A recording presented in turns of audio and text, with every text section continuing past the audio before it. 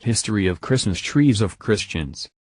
It is said that the ancient Germans had the habit of installing tree trunks, complete with branches and leaves, in their homes to repel bad spirit, and as a symbol so that spring quickly arrived. This habit was possessed in ancient times even before the holy books were carried by the prophets. When Christianity spread in Germany, the church did not like the habit and forbade it. Around the 12th century, a bakery owner had the idea of putting the tree trunk upside down, and this was approved by the Catholic Church.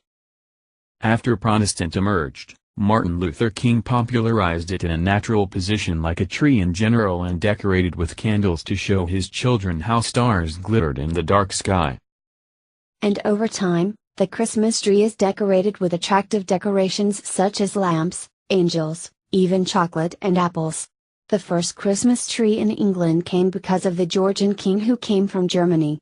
At that time the British people were less sympathetic to the German monarchy, so that the trend was not populist among them. In 1846 the Queen of Victoria and her German prince, Albert, was depicted by the London News standing along with their two children around the Christmas tree. Because Queen Victoria is very popular in the hearts of the people, soon the Christmas tree has become a trend among the British people and even spread to the east coast of America. The first Christmas tree in America is said to have originated in Pennsylvania, which was popularized by immigrants from Germany.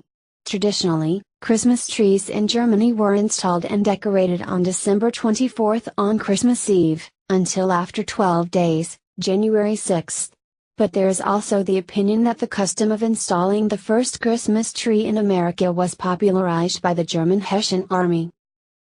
Until now, the celebration of Christmas that is identical to the Christmas tree cannot be released in celebration to welcome the birth of the Lord Jesus.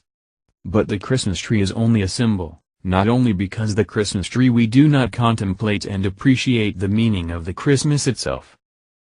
And don't make the Christmas tree a tool to compete with each other arrogantly, because there is an assumption that the church that uses a good Christmas tree will get praise from the congregation.